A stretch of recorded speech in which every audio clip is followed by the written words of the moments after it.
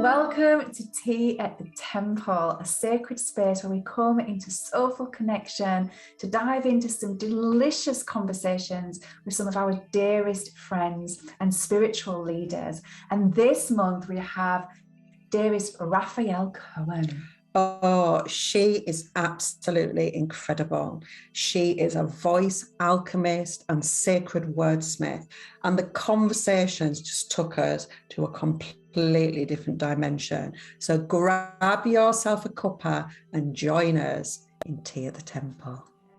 Well, welcome, Rafaëlle, our first guest in our Tea at the Temple. So this is just a really soulful space where we're just inviting people in, like-minded souls, to share their spiritual path and their soul work with many. And it's just so wonderful to have you here today with us, Rafaëlle. Thank you so much. It's a real honor to be in your presence. Rafaëlle is the most amazing vocal alchemist, wordsmith, sacred wordsmith, just bringing so much through the power of her voice and written word. So as you will notice at the bottom of this video will be all the details to really access all that Rafaëlle has to offer. And we look forward to Rafaëlle sharing that with us in sacred space today. So welcome, beautiful soul. Such an honor. Thank you. Such an honor for me too to be in the presence of powerfully sensitive beings like you. It's really a pleasure to be here. Thank you. Honoring you, darling. Yeah, honouring your soul and your heart.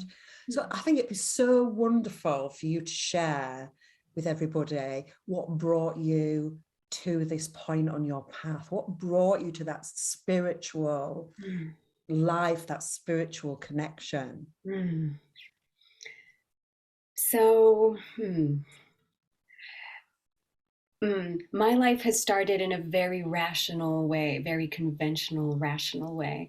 And all of this spirituality was very much in the background. I come from a Jewish family, so there was some sort of spirituality, but it was very much full of dogma, like rules and conventions. And but I always felt a very deep connection to something greater. Like I just knew it as a little girl, that there was something that was holding us all. And I very much felt it when I did my bat mitzvah, which is the ceremony of coming to, adult age when you're 12 in Judaism. And I really felt that during the ceremony. And then I kind of forgot about it all and put it aside because I learned that my father didn't believe in God at all. And so my father being a very important figure in my life, it was like, okay, so then I'll put it aside too. And I kind of went into this hugely rational scientific path. I became an engineer and an architect, and I was very much believing that what you see is what the truth is, and that's it. And however, my artistic soul could not shut up. So she was creating so many things, and I never really felt like I fit in anywhere. And I didn't ever feel like I was understood anywhere. And I held a lot of pain because of that throughout my whole childhood, adolescence, early adulthood. And then when the pain, so, okay, wait a minute. After my scientific studies, I realized I really wanted to be an artist.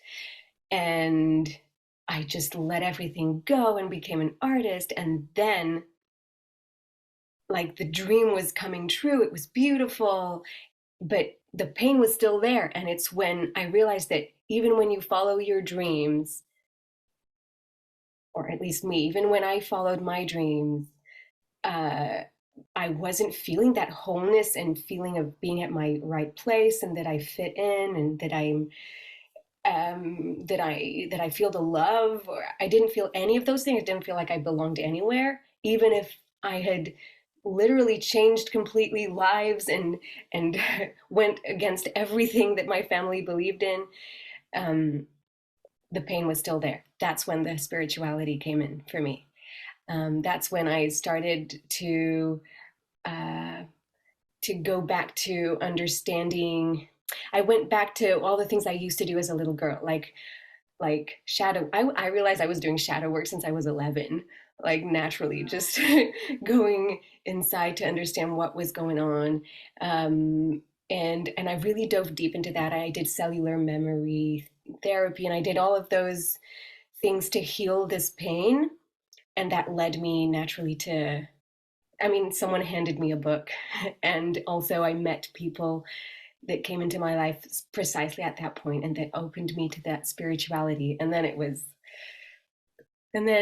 you know, it was such a long path, and it still is, and it was full of surprises, and I'd love to say more maybe later.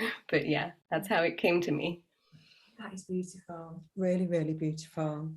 It is interesting, isn't it, how we are programmed to think that this is all there is in the 3D when we're presented with the options of what we can be in our life. And I remember for me, I always wanted to go and be a healer. I wanted to go and work with the crystals. I wanted to do that. And my dad turned around to me and said, yeah, but that's a hobby. You need a proper job. And that is when my light was probably capped off a little bit, because that's all he knew. And it was the way that he had walked. Excuse me.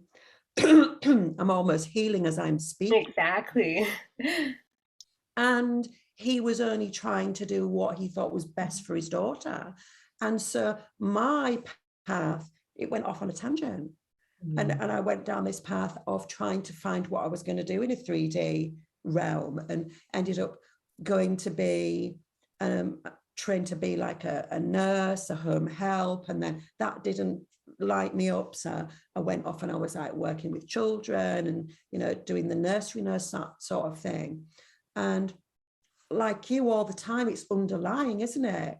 And it isn't until you are an adult and you look back that you see that you have always been doing that shadow work. You've always been trying to heal that pain inside you that just wants to burst out and live her truth. Yeah. And I think we're all, you know, at some point we always just, there's that, like you said, that just wanting to belong, Rafaelle, just wanting to feel like you belong, there was a place for you. And I really resonate with that, because I was exactly the same. I never felt like I fitted in school life, in my teenage years were a time of great turmoil and pain.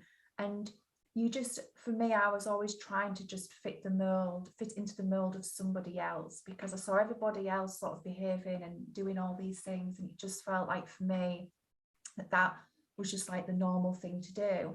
But it always stuck with me, because I was like, I can see everybody sort of living their best life, so to speak, and I'm trying to act like I am, but underneath I just felt so lost, so sad, didn't really know what my purpose was. I left school when I was 16. Everybody was sort of going to uni and had all these aspirations. I had no idea what I was doing.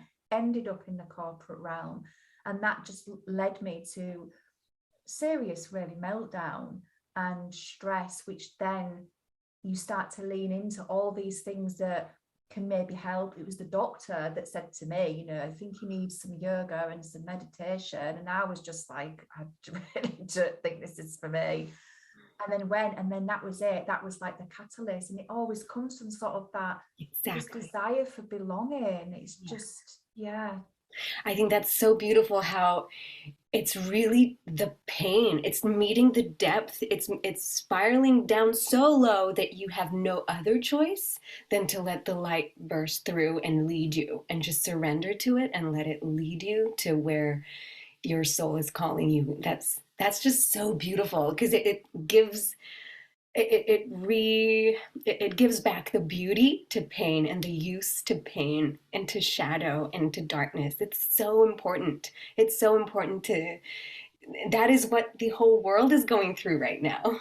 Like we're meeting the darkest depths so that we can birth again. And and embracing that dark part is so beautiful, because that is the key. That is the key to transmutation, to change, to transformation, and to evolving into the most beautiful versions of ourselves, and free and blissful versions of ourselves. Like, yeah, I love that. I love how you have to meet the dark first. And it's seeing it for that, the fertility, the fertile richness of that darkness, like the soil in the earth that feeds us. You know, it's learning to dance with the dark, isn't it? And it's, you know, it's not saying that it's an easy ride. It's not saying that that makes it, you know, more comfortable, because obviously we have to face everything, but knowing that what comes from that, and that growth, and like you say, that transformation, that soul rebirth many times over, it's just it's you can't, it's hard to put into words what shadow work really does bring to your life. And many try to avoid it and bypass that, and you miss so much. There is so much wisdom to be taken. Most definitely. And I think it brings you into that deeper relationship, not only with yourself and all that you have been, but also all that wants to work through you, all that divinity, what we love to call that goddess energy. So for you, Rafaelle, how does the goddess work through you? Oh, the goddess. So it's very interesting, because for me, the concept of the goddess is quite new. It's something that I didn't really know about until quite recently, well, a few years ago. And to me, it's really absolutely indivisible from the God, if there is such a thing. Like, the divine feminine and the divine masculine for me cannot be separated. It's like they work together constantly. Because if I were to say something about the goddess working through me, I would say it's allowing what desires to be expressed to freely be expressed in the moment. It's accepting fully what is, and it's seeing the beauty in everything that is in this moment, the full spectrum of it.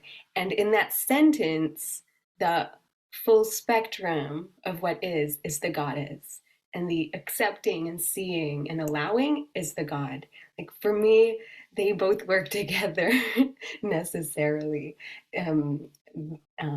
It's the light and the love, and the goddess for me is the love. It's the falling in love and rising in love with the sensual experience that this existence is. It's making love to it in every moment, and embodying it fully.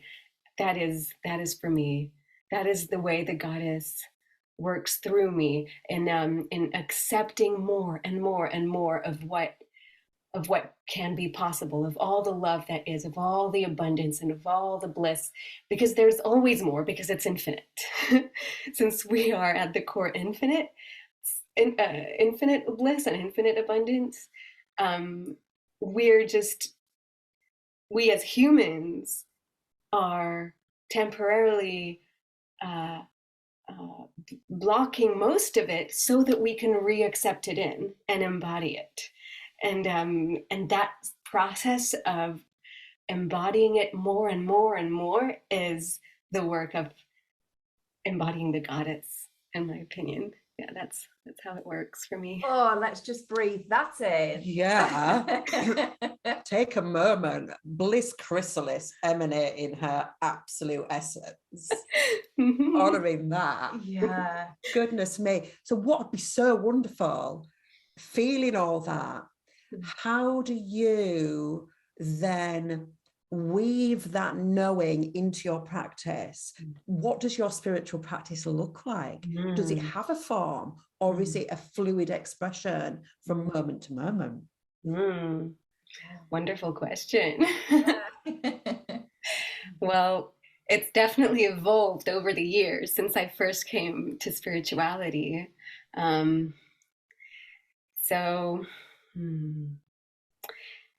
So today, I'd say my practice is, first of all, in as a fundamental, the continuous remembrance. Like every time that I can remember to, I remember to remember. Like I remember to remember that we are source, embodying separate beings for a temporary experience, and okay, stop, look at what's going on. Breathe, feel your bones.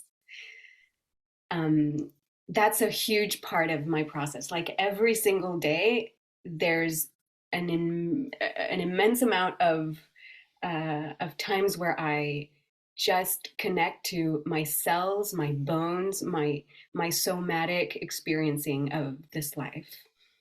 Because over the years, I understood, rather understood, how nothing can ascend, nothing can be more embodied if I just stay in the air where I'm naturally so comfortable, and if I don't really incarnate and descend on this plane, on this earth, and this dimension. And so feeling my bones, feeling my sensations, recognizing them instead of being just overwhelmed and identifying with them, and like being the witness. Yeah, that's a continuous practice throughout my day. And then I do have rituals. I have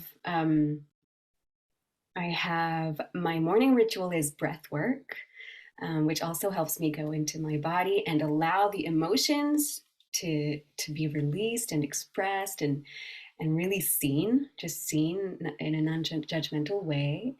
I have a meditation practice, which really, which is usually I use Damien Wynn's meditations. I don't know if you know this man. He's a To write him healing down. master. Yeah, I think he's from Ireland, and he's really a healing master. Like I absolutely love his energy. I actually, the moment I met him, it's like the words he said didn't matter. It was like his energy was pulsing. It was a fascinating experience. Since then, I've been following his meditations, and it's spelled Wynne. And he lives in Kenya at the moment, so he sends videos from Kenya, and it's fantastic. So I do meditations. I do body work. I need to move my body also. So yoga and some sort of workout or dance. And that is actually spiritual. It's like during that body movement, I feel the love that I'm making with the reality. Like I'm feeling my feet making love with the floor, and the allowing of my body to move exactly the way it wants to, and I really practice being the witness to the movement. And that's really special to me. And then there's, of course, the voice. Like I constantly use my voice all the time. Before I eat, I will bless my food with my voice. When I need to, I will when it comes through, like I'll have melodies come through me, and I'll just start chanting and just let the melody move and transmute things through me. I have my crystal bowls that help me. And what else do I have? I thought of something and then it left. Let's see, I wrote down some things. Oh, there's journaling, obviously. Whenever some words come through, I write them down. So I have many downloads, or sometimes I just have so much muck that I need to let it out. And through words, it really helps. And oracle cards. So for me, the oracle cards is not a daily thing. It's really when I'm going through something very, very confusing, it can be a moment where I'm triggered or I'm in fear, and I feel like I need a message from my guides in a very specific way. And I usually get called towards a specific deck. I have a few decks. I have 4 decks, but I love them, and every time I know exactly which one I have to go to, and every time the message is crystal clear. Well, not crystal clear, but it's like so on point to what's going on, and it helps me deeply. It really helps me. So yeah, we love it when the cards twinkle, don't we? Yeah, and I've got a ridiculous collection. And when a deck that I have ignored for too long starts to twinkle, I'm like, oh, and I'll have a messenger saying, you'll never guess what. and it just opens the most incredible energy within you, doesn't it? Oh yeah. When you connect to these beautiful creations of others, but they're interpreted through our hearts, aren't they? Yeah. So for what you might receive, or I might receive, or Rafaelle might receive from the same deck, say the Kuan Yin Oracle, for example, would be very, very different. Right. Because our heart story is it's different, isn't it? It's a co-creation. So we're like recreate. It's like any piece of art. I feel like every time that someone connects to a piece of art or to an oracle deck, it's like they are co-creating with that deck a new story that's unique to the connection between the person and the piece. Yeah. It's just beautiful.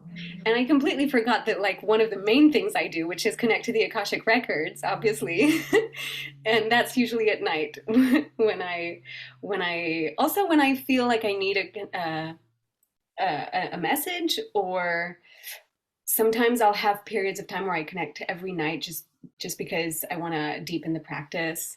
And I also do it for others. So that's really important for me, the Akashic records. Oh, I love that, Rafaelle. It's really beautiful. That's your realm as well. You've that and the halls of the Menti. Yeah, love. I do love that. It ebbs and flows. Mm-hmm. It does ebb and flow. I think it'd be really gorgeous to hear about some of your other offerings. Yeah. So you have got a beautiful masterclass linked to the voice at the moment, haven't you? Yeah, I just released a masterclass that's called Meet Your True Voice. It exists also in French, if we have any French auditors or listeners here. And it's about really, connecting to one's voice, one's possible fears of freely expressing one's voice and transmuting it all, and really empowering oneself and finding one's confidence to express with one's true voice, which has been, it's like I share the tools that have helped me on my path, because I really went from extreme perfectionism that was very difficult. Like I have an internal war in my mind that's really intense. The inner dialogue of perfectionism is very intense, and it's been there my whole life. But of course, now it's so much less intense thanks to all the practices that I've discovered, and I'm sharing all of those tools. My freed voice now is like such a blissful experience that I really wanted to share it with everyone, because I feel like many people are looking for that liberation. And other offerings. So I offer Akashic readings to people. So we can do that online or in person if they're in Paris. I offer intuitive the readings, they're always intuitive anyway, but sometimes I'll do simply intuitive readings of what I feel, because my clair sensations, or I have a certain clair sense that allows me to feel what the blockages of the person is. Yeah. So I use that as an intuitive readings to help people shed light on what blockages they're going through and what fears that are really alive within them. Maybe because sometimes we just can't see it within us. and I do voice lessons, but it's more freeing lessons or confident lessons about the voice. It's not so much technical stuff. And I do vocal alchemy. So I'll share the melody of one's soul to them, and I will download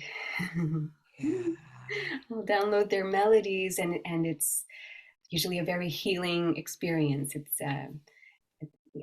some sort of therapy for the person. It really vibrates in the person's cells, and it activates something within them, reconnecting them to source in their own way. Rafaelle, that's just, those sacred offerings are truly beautiful, and it's so vital right now that people have the power to speak their truth and to find their voice. And we've been told for so long to, you know, be in the background and remain quiet, and there's so much throat healing that is rising at this moment in time, along with the heart and the throat. Because when we're able to open the heart space, it allows us then to really fully express and come into this energy. And so those offerings are incredible. Totally incredible. So needed right now. Absolutely. Yeah. I was obviously, I've experienced one of your voice activations, and I have received that. What I didn't really understand what I was receiving at the time. We came into alignment. I think you were at Paris train station. We were having this incredible conversation about dragons and energies and just what was flowing through us. And then Rafaelle gifted me this beautiful voice activation. And I do believe since that point, my voice has changed, because Helen will be a witness to this, that I was very, very uncomfortable about singing and sharing my toning. And I would almost restrict the light language that wanted to flow through me. But when I received what Rafaelle offered me, which was like, I feel was source dragon energy, like, you know, like taking us back to the actual origins of our energy field, something unlocked. Wow. And now as I look back, I realize that that was what that key was. And that is the gift that is coming through you, which is truly beautiful. Wow. I'm sometimes taken aback with the noise that comes from me. Yeah. Oh, it's wonderful. But I always look back from when you first really started to, I mean, because your channel is immense and it's just beautiful what comes through, but you were always writing. It was hard for you even just to verbalize, and it's just, you don't realize how shut down people's throats are. And like when you think of your journey over the years and now to where you stand in this present moment, the work that you've done on your throat, and there's so many people out there like just, you know, suffering in silence, and the time is now. And I think we're always made out as well with our voice that everything has to be, you know, in tone, in tune, and really beautiful. It's like in class when I'm teaching my students yoga and chanting, like bring it from the heart. It's not about it being, you know, absolutely pitch perfect. And then when everybody sort of lets the guard down and goes for it, the resonance in the room and the healing that comes from that, like you were saying, Rafaelle, about that vibration, like sound is so powerful. Really, it's incredible what can come forward from that. Totally. So it's a true gift. So check out the links. Everything will be below, so you can access all of Rafaelle's offerings. Yes, dive right in. Yeah. So do you want to do our beautiful closing question that we ask all our guests? Yeah, so we ask all our guests, Rafaelle, if you could go back and give one piece of advice to your awakening self, what would it be? Oh, okay.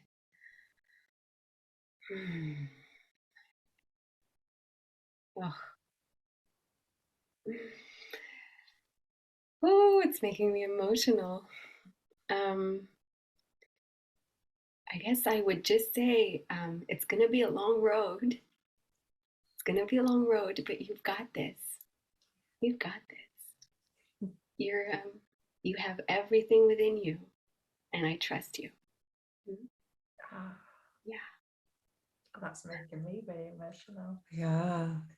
That's a piece of advice we can all really hold on to. Yeah, really resonate with that.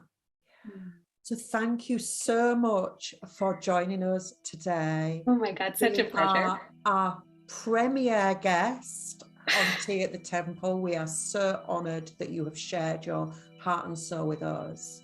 And we hope it serves all our listeners well. Definitely. Absolutely. Rafaelle, deepest blessings, such an honour. Thank you, beautiful soul. Thank you so much. Such an honor. Mm-hmm.